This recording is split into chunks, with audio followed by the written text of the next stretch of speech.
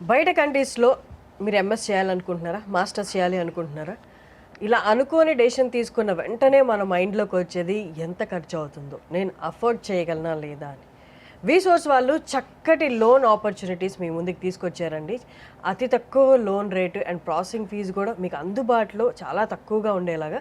ఒక్కసారి మాస్టర్స్ చేయాలనుకున్న స్టూడెంట్స్ అందరికీ ఆపర్చునిటీస్ ఏమున్నాయి లోన్ పరంగా మనం మాట్లాడదాం. అక్రమ్ గారు ఉన్నారు, డైరెక్టర్ ఆఫ్ అడ్మిషన్స్ ఫ్రమ్ వీసోర్స్. నమస్తే అండి.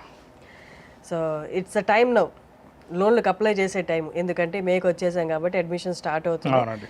సో లోన్లకి ఎలాంటి లోన్స్ చూస్ చేసుకోవాలి? బయట మాస్టర్స్ చేయాలనుకుంటున్న స్టూడెంట్స్ ఏ లోన్ చూస్ చేసుకుంటే వాళ్ళ మీద బర్డెన్ ఉండకుండా ఉంటుంది? మేజర్లీ కనుక చూసుకుంటే ఎడ్యుకేషన్ లోన్ అనేది వెరీ వెరీ ఇంపార్టెంట్.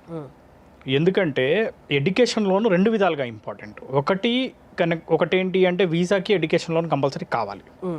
వీసాకి అప్లై చేసేటప్పుడు లేకపోతే యూనివర్సిటీకి ఫైనాన్షియల్ డాక్యుమెంట్స్ అప్లై చేసేటప్పుడు compulsory education loan document compulsory మనం అటాచ్ చేయాల్సి ఉంటుంది. అంటే లోన్ శాంక్షన్ లెటరో లోన్ అప్రూవల్ లెటరో మనం అటాచ్ చేయాలి. సో అదొకటైతే ఈవెన్ దో ఇప్పుడు మనం చూస్తూ ఉంటాం మన దగ్గర ఈవెన్ దో ఎవరైనా కానివ్వండి ప్రాపర్టీస్ ఎంత ఉన్నా కానీ కంపల్సరీ ఏంటంటే మనకి ఇన్స్టెంట్గా డబ్బులు కావాల్సి ఉంటుంది. సో ఇన్స్టెంట్ అవసరాన్ని తీర్చేదే ఎడ్యుకేషన్ లోన్. సో స్టూడెంట్కి అయ్యే ప్రతి రూపాయి కూడా college fees, accommodation, flight ticket, food expenses, books, ల్యాప్టాప్కి అయ్యే డబ్బులు కూడా పూర్తిగా లోన్ ద్వారానే కంప్లీట్ చేసుకోవచ్చు. దీనికి ఎలాంటి ప్రాపర్టీలు పెట్టాల్సిన అవసరం లేదు. సో అందుకే ఏంటి అంటే లోన్ ఉందనుకోండి ఎలాంటి టెన్షన్ లేకుండా ప్రశాంతంగా చదువుకోవచ్చు.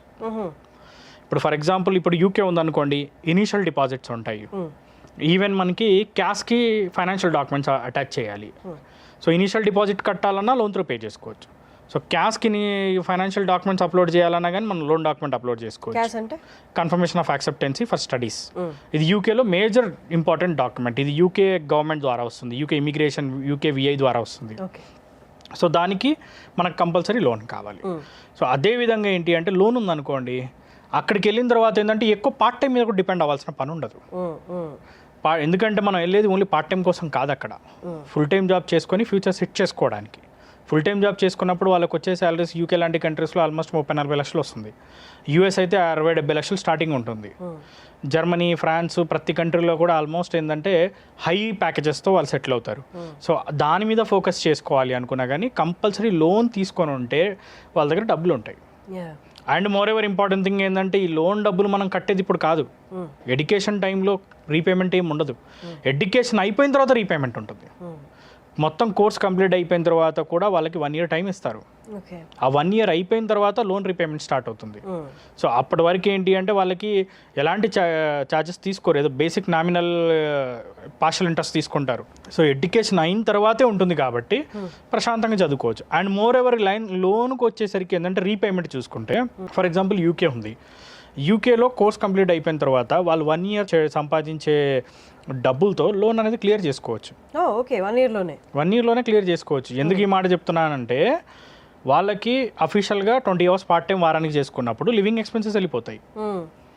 అండ్ అదేవిధంగా బ్రేక్లో 3 months 4 months బ్రేక్ ఉన్న టైంలో ఫుల్ టైం జాబ్ చేసుకున్నప్పుడు ఫీజులో కొంత సంపాదించుకుంటారు.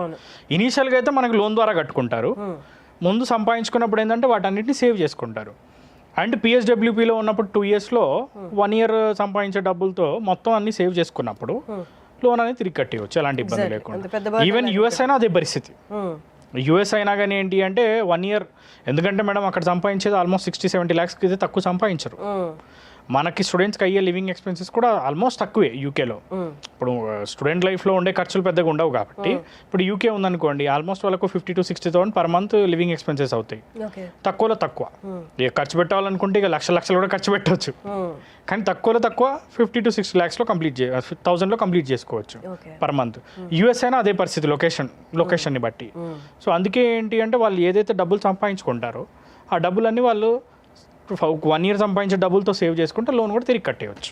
అండ్ ఈ లోన్స్ చూస్ చేసుకునేటప్పుడు ఏ బ్యాంక్స్లో లోన్ అనేది అప్లై చేసుకుంటే ఇంట్రెస్ట్ రేట్ తగ్గుతుంది? మేడం మన ఆఫీస్లో కనుక చూసుకుంటే ప్రతి బ్రాంచ్లో ఈవెన్ మనకి దిల్సుఖ్ నగర్ కానివ్వండి, అమీర్పేట్ కానివ్వండి, కూకట్పల్లి కానివ్వండి, ఈవెన్ ఆంధ్ర ఆఫీసెస్లో కానివ్వండి, ప్రతి చోట కూడా బ్యాంక్ సిబ్బంది మన ఆఫీస్లో ఉంటారు.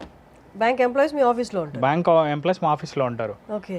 ఈవెన్ అవాన్స్ కానీ, హెచ్డిఎఫ్సి కానీ, అగ్జిలో కానీ, ఇన్క్రెడ్ కానీ అన్ని బ్యాంకులకు సంబంధించిన స్టాఫ్ మా ఆఫీస్లోనే కూర్చొని ఉంటారు. మొత్తం లోన్ ప్రాసెస్ అంతా మనమే చేస్తాం, ఎక్కడికి తిరగాల్సిన పని లేదు. ఓకే. ఒకసారి విసోర్స్ని విజిట్ చేస్తే మొత్తం ప్రాసెస్ అయిపోతుంది. మొత్తం లోన్ ప్రాసెస్ 10 బ్యాంకులు తిరగాల్సిన అవసరం, బ్యాంకులు తిరగాల్సిన అవసరం లేదు, దేనికి ఎక్కడికి వెళ్ళాల్సిన అవసరం లేదు. టోటల్ మనమే కంప్లీట్ చేసేస్తాము. అండ్ మోర్ ఎవర్ వాళ్ళకి లోన్కి సంబంధించిన ప్రాసెస్ కూడా విత్ ఇన్ 1 వీక్ కంప్లీట్ చేస్తాం. ఓకే. నెలల తరబడి కాకుండా వారంలో ప్రాసెస్ అంతా కంప్లీట్ అయిపోద్ది. అండ్ వాళ్ళకి ఇనీషియల్గా యూకేకి ఏది ఉంటే డబ్బులు కావాలనుకుంటే ఇనీషియల్ డిపాజిట్స్, వీసాకి, ఇన్సూరెన్స్కి డబ్బులు కూడా ముందే డిస్బర్స్ చేయిస్తాం లేట్ అవ్వకుండా. ఓకే. సో అండ్ అదేవిధంగా మనకి రేట్ ఆఫ్ ఇంట్రెస్ట్ కూడా తక్కువ రేట్ ఆఫ్ ఇంట్రెస్ట్లో మనం లోన్ చేసి ఇస్తున్నాం. అండ్ ఈవెన్ ప్రతి బ్యాంకుతో టైఅప్ అయి ఉన్నాం కాబట్టి స్టూడెంటే సెలెక్ట్ చేసుకోవచ్చు ఏ బ్యాంక్ కావాలన్నది.